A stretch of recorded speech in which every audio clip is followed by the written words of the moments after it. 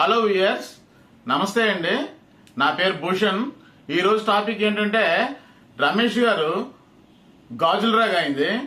ఆయన తాలూకా ఎలక్ట్రీషియన్ ద్వారా యూట్యూబ్లో చూసి నాకు ఈ యాంప్లిఫైర్ ఆర్డర్ ఇచ్చారండి. 5.1 హోమ్ థియేటర్, మొత్తం total set, sub woofer, front left right, surround left right, అలాగే సెంటర్, యాంప్లిఫైర్ మొత్తం ఫుల్ సెట్ నాకు ఆర్డర్ ఇచ్చారండి. దీంట్లో FT003 డీకోడర్ వాడామండి.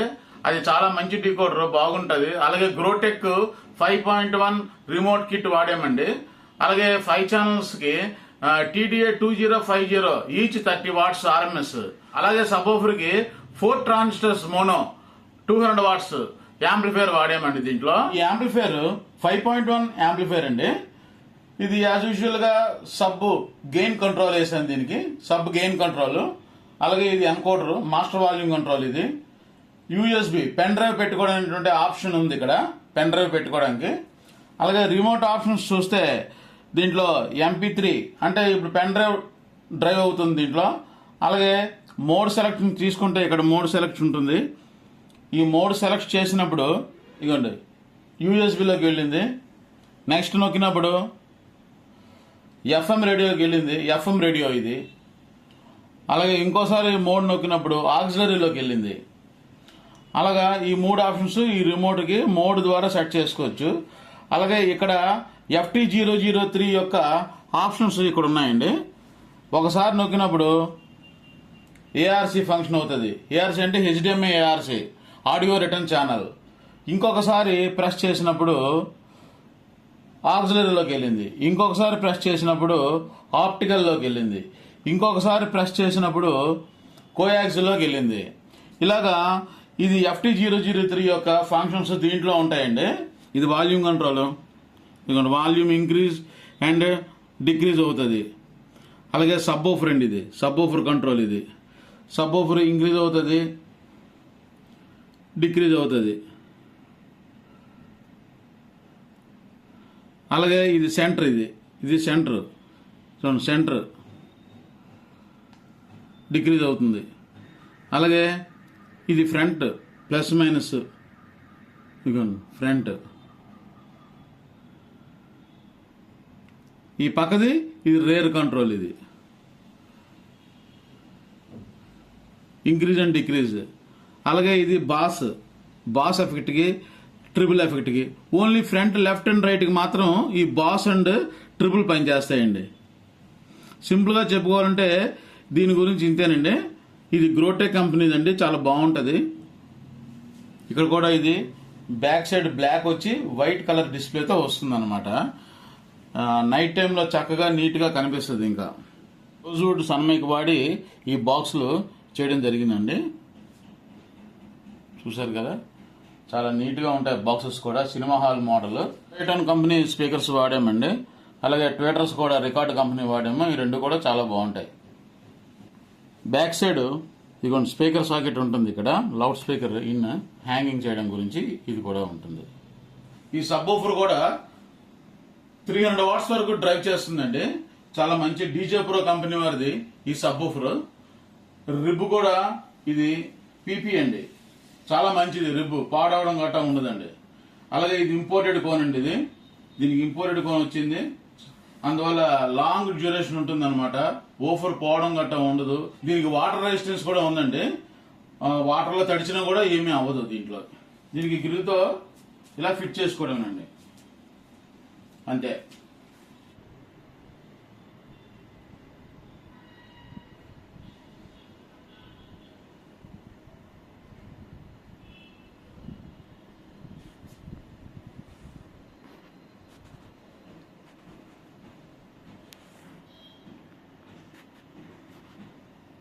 ఒక 5.1 యాంప్లిఫైర్ చేయడం గురించి ఈ కాంపోనెంట్స్ అన్నీ కూడా మనకి అవసరం ఉంటాయండి. ஒரு 5.1 ஆம்பிளிஃபையர் பண்ணுறதுக்காக இந்த பொருள் எல்லாம் வேணுங்க. இதெல்லாம் எப்படி இருக்குமோ உங்களுக்கு காமிக்கிறேன். ఇది 4 ట్రాన్సిస్టర్స్ సబ్ వూఫర్ యాంప్లిఫైయర్ అండి. ఇది 10 లీఫ్ 1 2 3 4 5 6 7 8 9 10 లీఫ్ అనమాట. హీట్ సింక్ దీనికి. దీంట్లో ఒక్కొక్క ట్రాన్సిస్టర్ కూడా 100 వాట్స్ అండి. అలాగని చెప్పి 400 వాట్స్ రాదండి. 200 వాట్స్ వస్తుంది RMS, root mean square value. ఎలాగంటే ఇది పుష్ పుల్ యాంప్లిఫైర్. ఈ రెండు ఇదొకసారి పనిచేస్తుంది. అలాగే ఇదొకసారి పుష్ పుల్ యాంప్లిఫైర్ అంటాం దీన్ని. పుష్ పుల్ ఇది ఒక 4 ట్రాన్సిస్టర్స్ యాంప్లిఫైర్. ఇది సబ్ ఊఫర్ యాంప్లిఫైర్ కాగా 1 2 3 4 5 6 7 8 9 10 10 லீஃப் இருக்கும் இதுல. இது புஷ் புல் యాంప్లిఫైర్. இது ஒரு 100 வாட், இது ஒரு 100 வாட், இது ஒரு 100 வாட், இது ஒரு 100 வாட். ஆனா இது 400 வாட்ஸ் అని நினைச்சுக்காதங்க. இது 200 வாட்ஸ் மட்டும்தான் RMS root mean square value வரும். இதில் வாட்டேஜ் அவுட்புட் 4 டிரான்சிஸ்டர் கூட ஒரே டைமில் ஒர்க் பண்ணாதுங்க, வேலை செய்ய மாட்டேங்குது. இது ஒரு டைமில் ஒர்க் பண்ணணும், இது ஒரு டைமில் ஒர்க் பண்ணணும்.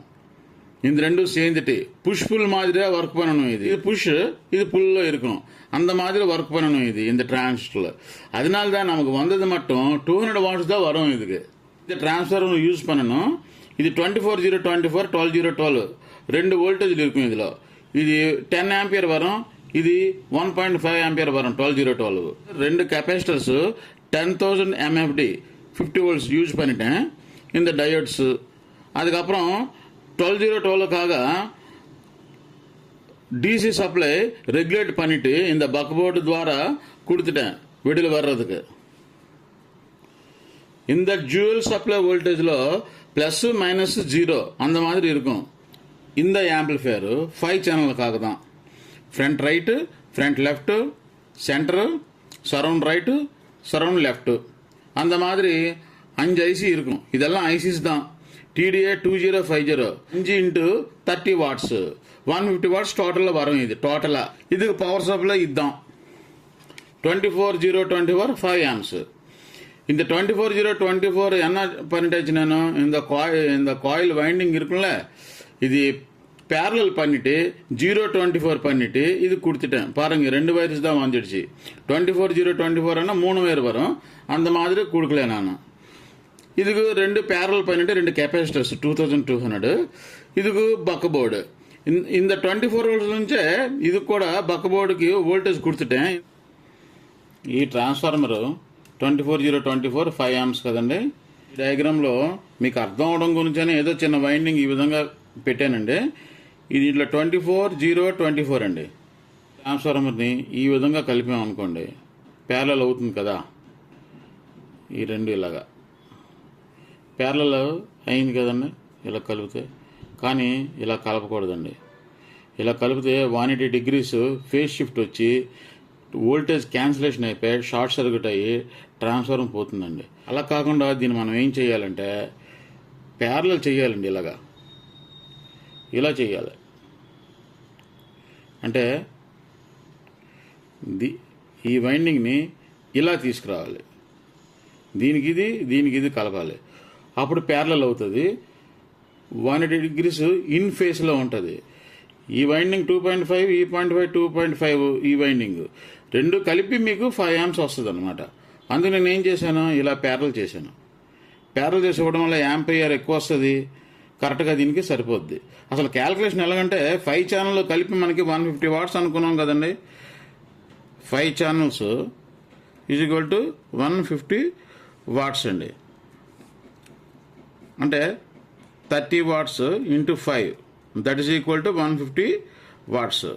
ఇది 24 వోల్ట్స్. ఇది 24 volts at the rate of 5 amps. Voltage into current is equal to wattage అనమాట. కాబట్టి ఇది ఎంత వస్తుందండి, ఇది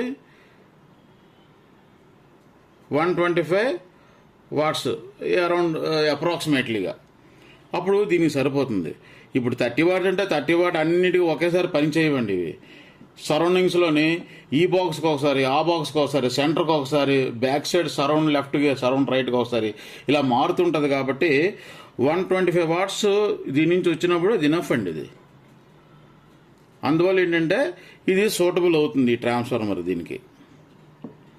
ఈ విధంగా ట్రాన్స్ఫార్మర్ క్యాల్కులేట్ చేసుకోవాలండి.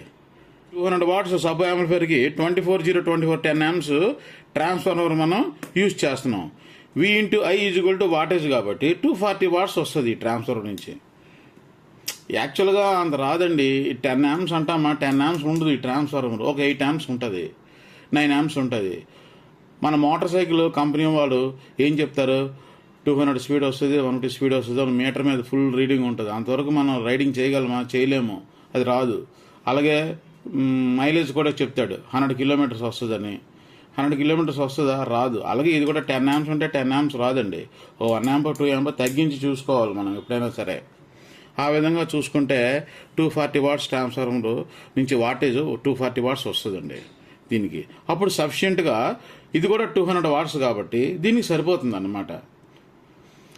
కానీ 24/0/24 5 amps ట్రాన్స్ఫార్మర్ వాడామనుకోండి, అప్పుడు మనకి అరౌండ్ 120 వాట్స్ వరకు మాత్రమే మనకి పవర్ డెలివరీ అవుద్ది ఈ ట్రాన్స్ఫార్మర్ నుంచి. ఇది 5 amps అనుకుంటే, ఒకవేళ ఇది 10 amps యాక్చువల్గా 5 amps అనుకుంటే మనకి 120 వాట్స్ వస్తుంది. ఇది 200 వాట్స్ వరకు ఇది క్యారింగ్ చేస్తున్నప్పుడు మీరు 120 వాట్స్ ఇచ్చినప్పుడు, సో 100 వాట్స్ ఇచ్చినప్పుడు 100 వాట్సే డెలివరీ చేయగలది. అనవసరంగా వృధా అన్నమాట. ఇంకో 100 వాట్స్ ఉంటుండగా కూడా ఇది డెలివరీ చేయలేదు. అప్పుడు ఎస్పిఎల్ అంటే సౌండ్ ప్రెషర్ లెవెల్ అండి. సౌండ్ ప్రెషర్ లెవెల్ చాలా బాగుంటుంది, డెప్త్ పంచ్ బాగుంటుంది అనమాట. అందువల్ల మనం 10 amps కంపల్సరీగా ఇవ్వాలండి. 5 amps కట్టిస్తే హీట్ కూడా ఎక్కదు. ఇంత heat sink 10 leaf heat sink ఇచ్చుకోవాల్సిన అవసరం లేదు, ఇక్కడ ఫ్యాన్ పెట్టవలసిన అవసరం లేదు. ఈ బ్యాక్ సైడ్ ఒక ఫ్యాన్ పెడితే సరిపోతుంది అంతే. మనం ఫుల్ ప్లెజ్డ్గా యూజ్ చేసుకోవాలంటే మాత్రం 10 amps ట్రాన్స్ఫార్మర్ దీనికి ఒక్కదానికే వాడాలండి. ఈ 5 channel యాంప్లిఫైయర్కి దీనికి ఈ 200 వాట్ సబ్వూఫర్ యాంప్లిఫైయర్కి రెండింటికి కూడా ఒకటే ట్రాన్స్ఫార్మర్ యూజ్ చేస్తారు. ఇది ఒకటే. సౌండ్ అంతా బాగానే ఉంది కదా, సింగిల్ ట్రాన్స్ఫార్మర్ వాడినా కూడా అని అనిపిస్తుంది మనకి. కానీ ఇవి మన చెవులు వినలేవు. మీటర్స్ ద్వారా, ఆసిలోస్కోప్ ద్వారా చూసినప్పుడు మనం ఎంత లాస్ అవుతున్నాం, ఒక సింగిల్ ట్రాన్స్ఫార్మర్ వాడడం వల్ల మనం వాటేజ్ ఎంత లాస్ అవుతున్నాం, యాంపియర్ ఎంత లాస్ అవుతున్నాం అనేది మనకి తెలుస్తుంది అనమాట అప్పుడు. అంతేగాని మనం చెవులతో వినలేము, అందువల్ల మనకు తెలియదు. ఇలా చేసినా బాగున్నట్టుగా అనిపిస్తుంది, 2 ట్రాన్స్ఫార్మర్స్ వేసినా కూడా బాగున్నట్టుగా అనిపిస్తుంది. నేను ఈ విధంగా సర్క్యూట్ ముందుగానే డ్రా చేసుకొని ఆ తర్వాత నేను పవర్ సప్లై చేసుకోవడం, వైరింగ్ అవ్వడం చేస్తానండి. ఇప్పుడు మనం యాక్రిలిక్ ప్యానెల్ గురించి చూద్దామండి. ఇది సబ్ యాంప్లిఫైయర్ ఆర్ ఫ్రీక్వెన్సీ రెండిట్లో ఏదైనా మనం ఫిట్ చేసుకోవచ్చు వైరింగ్ చేసి. అలాగే ఇది మాస్టర్ ఎన్కోడర్ వాల్యూమ్ కంట్రోల్. ఇది పవర్ ఆఫ్ స్విచ్. దీని బ్యాక్ సైడ్ 5.1 రిమోట్ కిట్. ఇది దీని తాలూకా ఫ్రంట్ ప్యానెల్లో డిస్ప్లే. ఇది ఈ డీకోడర్ కూడా 12 volts ఇవ్వాలండి. ఈ 5.1 రిమోట్ కిట్కి కూడా 12 volts ఇవ్వాలి. 2 కలిపి ఇలాగ ఇస్తాం అనమాట. 2 కలిపేసి మొత్తం ఇస్తాం, వైరింగ్ చేసినప్పుడు వస్తుంది అది. అయితే 5.1 remote kit and decoder merge చేసి ఈ విధంగా మనం కనెక్షన్స్ ఇస్తాం. అలాగే యూఎస్బి ప్లేయర్ ఇక్కడ ఉంది. యూఎస్బి అంటే పెన్ డ్రైవ్ అండ్ బ్లూటూత్ వచ్చేది ఇక్కడ ఉంది. పారంగా இந்த యాక్రిలిక్ ప్యానల్ பார்க்கலாம். ఇది సబ్వూఫర్ యాంప్లిఫైయర్. సబ్ యాంప్కి இல்லைனா சப் ஃப்ரீக்வன்சிக்காக தான் இந்த கண்ட்ரோல். இது என்கோடர் கண்ட்ரோல். இது பவர் ஸ்விட்ச் தான். ఇది 5.1 రిమోట్ కిట్, గ్రోటెక్ కంపెనీ. ఇది ఫ్రంట్ డిస్ప్లే. ఇది డీకోడర్, FT003 డీకోడర్ దా. ఇది 12 volts கொடுக்கணும் రెండింటికి కూడా. ఇప్పుడు ఇంటర్నల్ స్ట్రక్చర్ ఎలాగుందో చూద్దామండి. இப்போ இன்டர்னல் ஸ்ட்ரக்சர் எப்படி இருக்கோ பார்க்கலாம். அங்கே இதில் முதல்ல பார்க்குறது FT003 5.1 டீகோடர். இதில் HDMI இன்புட் இருக்குது, கோயாக்சில் இருக்குது, ஆப்டிக்கல் இருக்குது, ஆக்சிலரி இன் இருக்குது, 4 இருக்குது இதில். இது ரொம்ப நல்லா இருக்கிறது டீகோடருங்க. இதுக்கு 5.1 ரிமோட் கிட் கூட தேவை இருக்குது இதுக்கு. அதுக்கு இது குரோடெக் கம்பெனி வாரது யூஸ் பண்ணிட்டேன் நான். அந்த மாதிரி இது கூட 5 channel యాంప్లిఫైయర్. ఇది సబ్వూఫర్ యాంప్లిఫైయర్. ஸ்பீக்கர் ப்ரொடெக்ஷன் போர்டுங்க. இது சப்வூஃபர் போகாமல் இது யூஸ் பண்ணணும். இது அந்த மாதிரி 2 ஃபேன் யூஸ் பண்ணிட்டேன் நான். அதுக்கப்புறம் இந்த heat sink 10 leaf heat sink கூட யூஸ் பண்ணிட்டேன் நான். அது ரொம்ப ஹீட் ஆகிடும், அதனால தான் சூடு இருக்கும்போது இது டேமேஜ் ஆகிடும். அதனால தான் இதுக்கு 10 லீஃப் ஹீட் சிங்க் கூட யூஸ் பண்ணிட்டேன் நான். இந்த యాంప్లిఫైయర్లో ట్రాన్స్ఫార్మర్స్ இந்த యాంప్లిఫైయర్ தனியாக கொஞ்சம் டிஸ்டன்ஸ் மெயின்டைன் பண்ணிட்டாச்சு. அதனால தானே ஹம்மிங் இஷ்யூஸ் வராமல் இந்த மாதிரி பண்ணிட்டாச்சுங்க. நான் எல்லாம் கூட ரொம்ப தூரம் இருக்கக்கூடாதுங்க, கம்மியாக தான் இருக்கணும் எல்லாமே. அதனால தான் இங்கே எல்லாம் சேர்ந்துட்டு இங்கே போட்டாச்சு. హమ్మింగ్ ఇష్యూస్ రాకుండా ఈ పవర్ సప్లై యూనిట్ అది వేరువేరుగా తనిగా పెట్టానండి. ఈ ఫీటెక్ decoder, 5.1 remote kit, 5 channel board, subwoofer amplifier ఇవన్నీ కూడా దగ్గరగా పెట్టాను, హమ్మింగ్ ఇష్యూస్ రాకుండా. సిగ్నల్ కూడా చూడండి ఇక్కడ తక్కువ, ఇక్కడ ఇంత పెద్ద వైర్ ఉంటుంది, ఈ వైర్ కట్ చేసి ఇలా జాయింట్ ఇచ్చేసి తగ్గించాను, ఎందుకంటే హమ్మింగ్ రాదు. నేను మీరు స్వయంగా వచ్చి చూస్తే తెలుస్తుంది, అసలు పిన్ డ్రాప్ సైలెంట్గా ఉందండి. ఆన్ చేసినా కూడా ఏమి కూడా హమ్మింగ్ ఇష్యూస్ ఏం లేవు, అలాగే ర్యాట్లింగ్ సౌండ్స్ కూడా ఏం లేవండి. దీనికి 10 లీఫ్ యూజ్ చేసాము హీట్ సింక్, అలాగే 2 ఫ్యాన్లు యూజ్ చేసాము. ఎందుకంటే ఇక్కడ ఫ్యాన్ యూజ్ చేయడం వల్ల ఈ 5.1 ఛానల్ కూడా ఇక్కడ తగులుతుంది కూలింగు.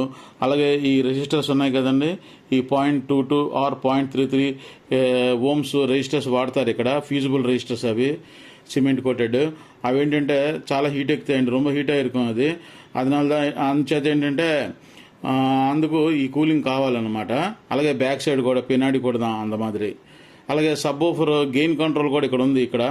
అందుకని ఇవన్నీ కూడా వైరింగ్ తగ్గిపోద్దండి. వైరింగ్ తగ్గిపోగానే ఆటోమేటిక్గా మనకి హమ్మింగ్ ఇష్యూస్ రావు. దీనికి బక్కబోర్డు, ఈ బక్కబోర్డు దేనికంటే ఫ్యాన్స్కి అండ్ ఎల్ఈడీస్కి సప్లై వాడామండి.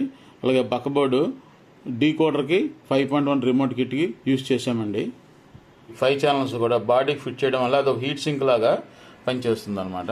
ఈ ఫ్యాన్ ఈ గ్యాప్లోంచి వచ్చి దీనికి కూలింగ్ వస్తుంది, ఈ 5 ఛానల్ బోర్డుకి కూలింగ్ వస్తుంది అనమాట. స్పీకర్ ప్రొటెక్షన్ బోర్డు ఇంతకుముందు వీడియోలో దీని గురించి వివరించానండి, చూడండి. ఇది దీని తాలూకా ఇంటర్నల్ స్ట్రక్చర్ అండి.